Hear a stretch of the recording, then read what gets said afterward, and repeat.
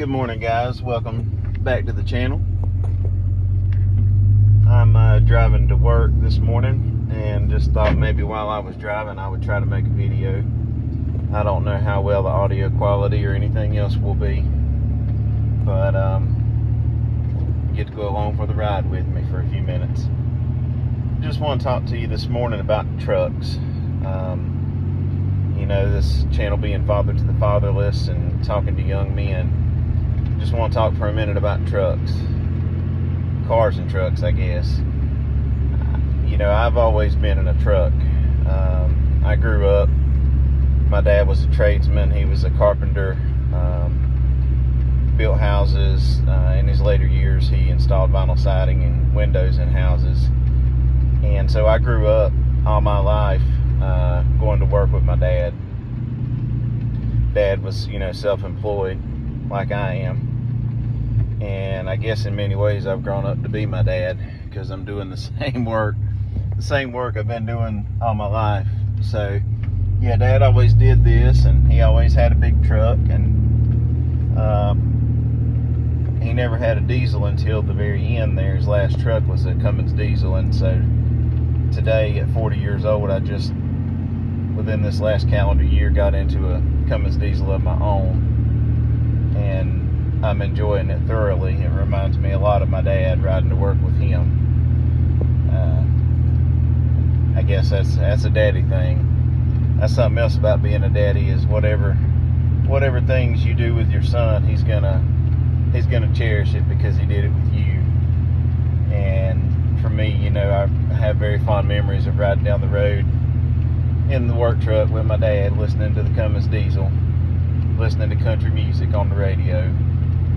I think really that was, as a kid, that was my favorite part of going to work, was riding in the big truck with my dad, you know, spending time with him. And of course, you know, getting a McDonald's cheeseburger or whatever cheeseburger from whatever little hole in the wall restaurant from wherever we happened to be working at the time. That was always a blessing too, to get a cheeseburger at lunchtime, and sweet tea and fries, you know, cheeseburger basket. But I'm running off the road there, just talking about my dad, the Cummins diesel, and the country music. I ought to turn you some country music on for Dad's sake, but you probably couldn't hear me then. But anyways, just a little bit about cars and trucks. You know, I've always been in a truck because, like I said, I've always worked in the trades.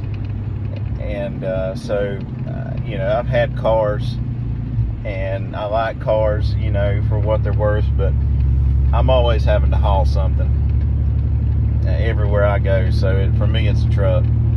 But you know, I've had to basically maintain my own cars all my life. Only until the last few years, really, did we ever imagine the concept of paying a mechanic to do anything for us. And you know, your mileage will vary with mechanics. I tell you, it's hard to find a good, reputable mechanic that will do you a good job and not overcharge you. I don't understand the mechanic world as far as being in the business. I don't know what it's like to be in their shoes, so I won't go too far down that road. But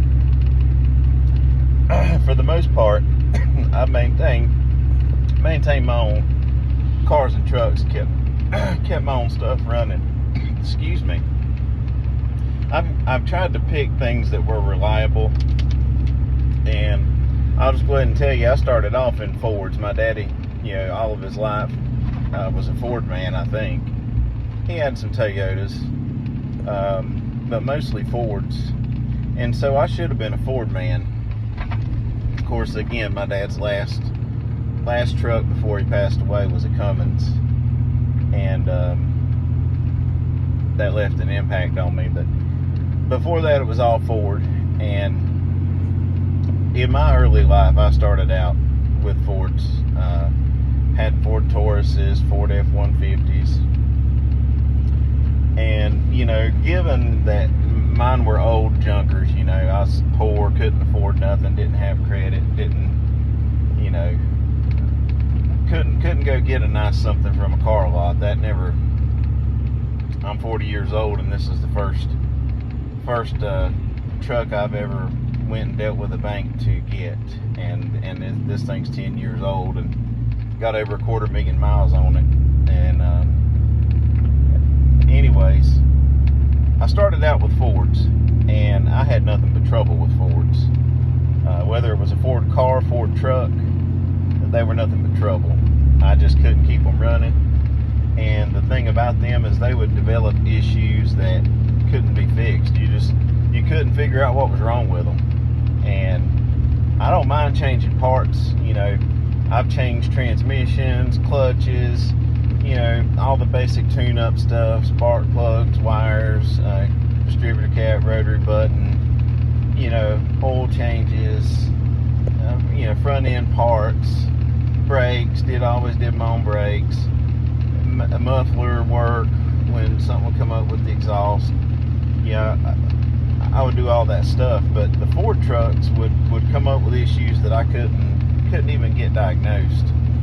I even would take them to mechanics and they couldn't tell me what was wrong.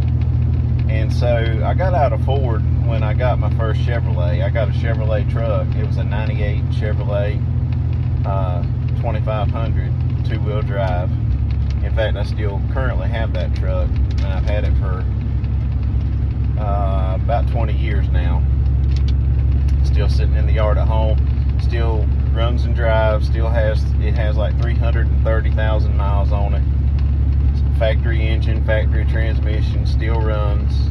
It's the 350 Vortec with the 4L80E transmission. Man, that's the best truck I ever had. Very little maintenance, very little upkeep.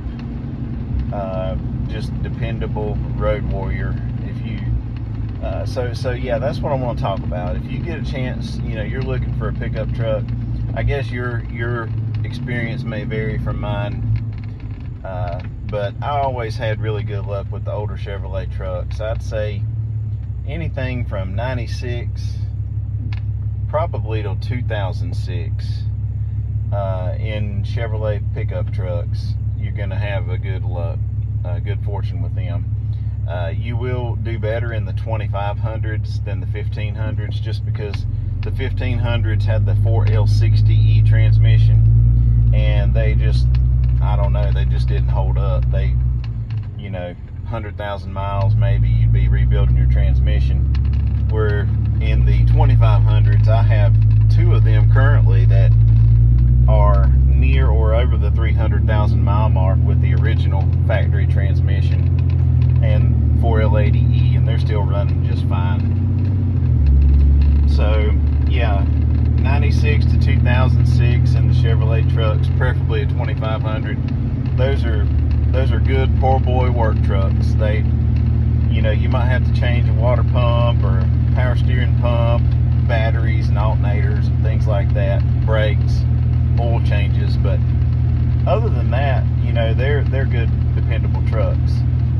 Now, the Cummins are good engines too. That's why I'm in one now. I'm a firm believer in a Cummins diesel. But the weak point with the Cummins is everything else around it. Whether it's a Dodge or whether it's a Ram, made by Stellantis, these newer ones. The weakest part of the truck is everything except that Cummins engine. The transmissions, if you have like mine, a 68 RFE, they do okay, but they're really not even made to handle the torque of the engine, the Cummins engine that they're put to. That's what I'm learning now with this, being able to own a Cummins now, is that when you buy one, you would think getting them factory, that they're built heavy duty because they say heavy duty, but they need a lot of upgrades right out of the line. Then really you need to upgrade the transmission, because if you do any tuning or tow real heavy with the 68 RFE, they don't have a good record of holding up. And man, you buy these trucks to tow stuff and to pull stuff, and you would think the transmission would do the job, but apparently not. In fact, when I got this truck, I didn't have it a month and it had to have a new transmission, and thankfully I had purchased a warranty that covered that. But yeah, so I've got a reman transmission in mine now, and you know, the front ends on them, you know, you need to raise them up if you want them to sit level. You know, front ends might need some improvements, better track bars, better steering shocks or dampers.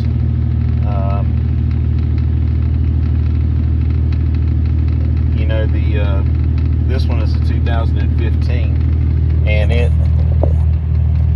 doesn't have the steering problems that my dad's had. My dad's was a 94 Cummins dually, Dodge Ram 3500 dually, and man, I tell you what, that thing, it would do the death wobble on you. You get going down the road and you'd hit a pothole just the right way, and that you'd feel like the front end was coming out from under that truck. It'd rattle every bit of pocket change, everything in the doors and the drawers. Everything would end up in the floorboard by the time you got the truck stopped, and your teeth would be rattled out of your head by the time you got stopped. But I think they corrected that steering issue sometime after '03 in the Ram trucks, when it went from being Mopar to Stellantis, I think. I'm no expert on that. But, you know, it's definitely something you have to look out for, and I'd be curious if you would put down in the comments down below what has been your experience with trucks or cars. You know, what have you found to be a dependable, reliable truck or car? Because I sure did go through some junkers. Now, sadly, a lot of this comes back to what you can afford. You know, my very first car that I drove as a working adult was a 1980 Ford Pinto station wagon, and it was dark brown on the outside and mustard yellow inside, and it didn't even have an exhaust on it. The exhaust ended at the muffler, or at the manifold. There was no exhaust pipe at all, and I'll go ahead and tell you that thing was rough. And you know, I bought it for $400 because that was, I mean, I had to make payments on that. It's how poor I was. And you know, many years there, I never could afford, and still I'm not a rich man. Still I'm making, this is the first truck I've ever had payments on. For years I just bought whatever I could buy out of somebody's yard that I could afford, you know, a couple $1,000s here and there. But yeah, I personally haven't had any luck with Fords. Let's see, what else did I not have luck with?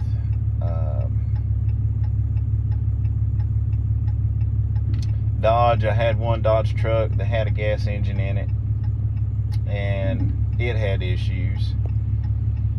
And you know, we're in a complex market situation today, because they call it engineered obsolescence, but they're making the cars and trucks less and less reliable. It's about like they want you not to be able to repair them anymore.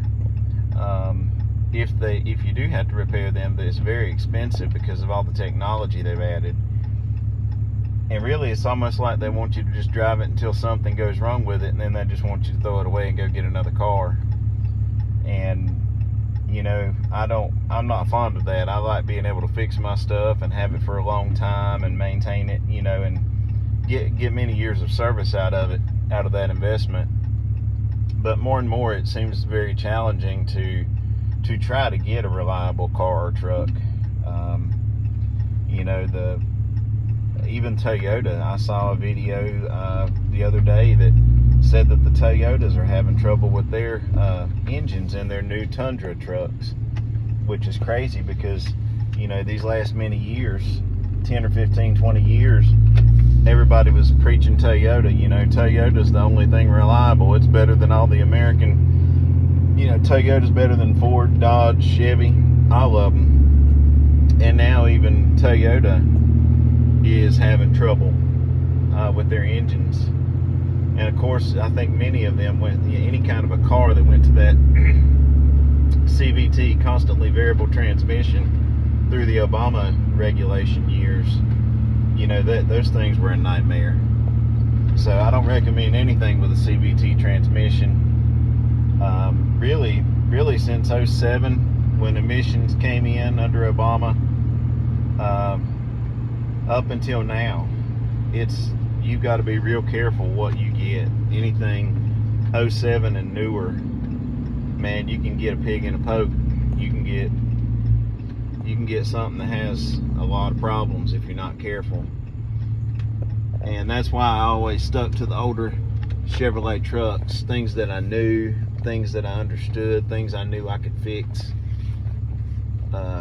You know, a lot of these now, you got to carry a tuner around with you, or I'm sorry, not a tuner. You got to carry a computer around with you to be able to run codes and diagnostics on them. And you know, I didn't come up like that, man. My first several cars and trucks were carbureted, and I remember, man, the first mini cars and trucks I had were like air conditioning was not even in the question.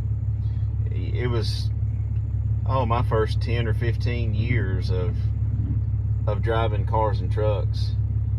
I didn't even pay attention to whether it had air conditioning or not. You already knew that it was already so old, and everybody that had owned it had been so poor, and me buying it now, I was so poor that, like, you know, getting the air conditioning fixed wasn't even an option. Like, you didn't even think about that. It was automatically assumed, it was already known that there would not be any air conditioning. If you wanted air conditioning, you rolled the windows down. And so just really in the last few years of my life have I been able to upgrade and get where the cars or trucks I have do have air conditioning. Although at times that can be a fight, you know, if they start giving trouble trying to get that figured out and fixed.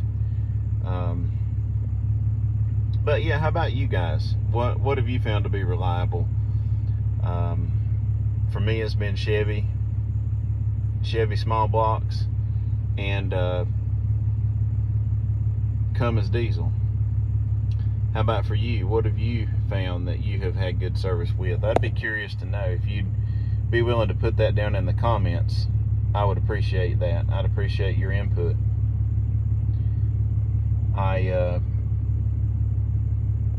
I'm sure there are many, you know, certain different models out there that have been dependable for you. I don't know exactly when Toyota fell off, but I hear even Honda has started to fall off. And, you know, to leave the video on a positive note, I'm hoping we're going to start getting some better quality automobiles with all the changes that are underway with the government. You know, the Trump administration trying to re-onshore and bring back manufacturing to the states, and with the recent announcement that they're potentially going to strike down all the Obama era EPA science and regulations with emissions. If we get some of those rollbacks on that stuff and we get some manufacturing back in America, I'm hoping that we start getting better cars and trucks. I'm hoping that we start getting better quality vehicles that will last again. So yeah, I've done a pretty poor job of summarizing my story with cars and trucks, but I'll talk more about it. But man, I started out with the most ragged things you could imagine. It was just amazing that they even ran.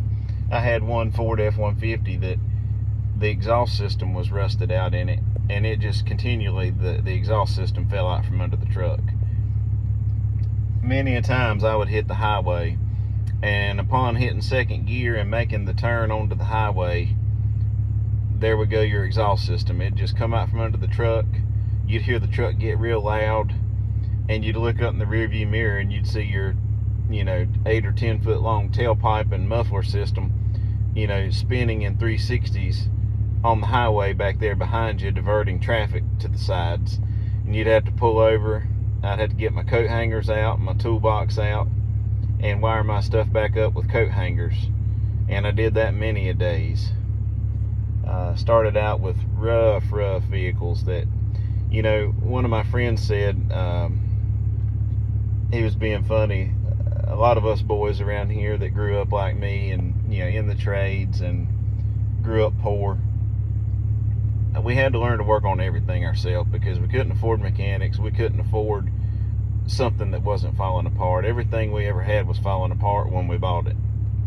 And so we had to learn to work on everything ourselves. And he was being funny, and I think some videos have even been made about this. My buddy, I think it's my buddy Corey maybe, he was saying that, you know, the way I learned all of this is I grew up poor.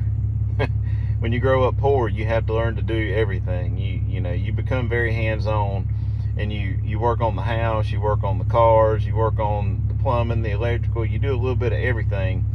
Because when you're poor, that's what you got to do. If it's going to get fixed, you got to learn how to fix it and do it yourself. Paying to have it done is not even in the picture. So coming up that way, that is my story for sure. I have learned to value things that are reliable, and I can't stand to be working on something every 10 minutes. I've done that before, and that's no life. You don't want to be doing that. So yeah, 96 to 06 Chevy trucks are pretty good, especially in the 2500s. Anything with a Cummins is a good engine. You're just going to have to fix everything else around that Cummins to make it last with that Cummins. And that's about where I'm at with the trucks, guys. I stay away from Fords. I just don't have much use for Ford. And I tried them. I gave them a fair shot. I started out in Fords. That's the first many things I had were Fords, and all I did was work on them all the time. And so yeah, I'll cut it off right here for the day. I just wanted to put in a video while I drove to work and process with you through being a dad and cars and trucks, and just encourage you that, you know, if you can, learn how to work on stuff yourself. Be your own man and fix it if you can. I would hate to be in a place where I couldn't do a little bit of work on something for myself, where I would be completely at the mercy of someone else to have to do it for me. I think, yeah, as far as you can, you ought to be self-sufficient and try to learn how to fix things yourself. And you know, basic car maintenance, you can do that. You can change your oil, you can do your brakes, you can change a water pump. Years ago, I used to have to go, this is before YouTube, so you got YouTube now. There's no excuse now. You can go get you a set of wrenches and a set of sockets on the cheap at the Harbor Freight there, or wherever you go, and you can get on this here YouTube and you can learn how to do anything. You can rebuild a whole engine off of YouTube. I came up in the pre-YouTube days when you had to either have somebody tell you how to do it, or you had to tear it apart and figure it out, or you had to go into AutoZone or Advanced Auto Parts and you had to go in there and read what they called a Haynes manual. It was a book, a paper book, a paperback book that this company Haynes, I guess, they would used to take and buy a brand new car, brand new truck every model year that came out, and they'd buy the brand new car and they'd tear it apart piece by piece, and then they'd put it back together, and they would write a whole book on that with pictures and drawings and, you know, step 1, step 2, step 3. It always began with the disconnect the negative battery cable. That was always step 1. And you know, I remember many a days I couldn't even afford the $20 or $25 for the Haynes manual. I had to go in there and stand in the store and try to read what I could out of the book before the clerk caught me and made me quit reading it. And I'd go in there and pull out that Haynes manual and I'd read how to take it apart and put it back together, and I'd try to memorize it, and then I'd go out there in the parking lot and do the job right there in the AutoZone parking lot. We're better to tear the truck apart than right there in the parking lot of the parts house, because if you're not a mechanic, you inevitably always run into other problems you didn't foresee, and you need other parts you didn't know you would need. And where better to be than right there in the parking lot of AutoZone, man. Just rip the transmission out right there in front of the store. and change that clutch. I did it many a days. I changed fuel pumps, clutches, transmissions, water pumps, alternators, radiators. Changed many radiators in the AutoZone parking lot. And you know, if you need another bolt or another gallon of antifreeze or another seal or whatever, you can walk right in the store and get it. You're right there where you need to be. I don't know if they still let you do that anymore. It's been a couple years since I've had to do that, but I would assume they would still let you do that if you're a paying customer. But yeah, if you're growing up without a dad, you know, unfortunately you don't have that example to look up to. I was blessed to have my dad for 14 years of my life, and he showed me that you could work on anything. If a man put it together, a man can work on it, and you can do it. It may not be your thing, it may not be something you feel comfortable with. Man, I do a lot of things I don't feel comfortable with, but I have to do them. And I just want to encourage you, young man, that you can do it too. You can fix that truck, you can fix that car. If there's a will, there's a way. Get on the YouTube, find a video, have some self-sovereignty about yourself, and fix that thing. You can do this. I've made it this far with nearly nothing but a prayer and the grace of God, and you can make it too. You can fix that thing. Do me a favor, put down in the comments below what's been your experience. What's been your favorite car, truck? What have you had good luck with and not? Anything you'd like to share, I'd love to hear your thoughts on this.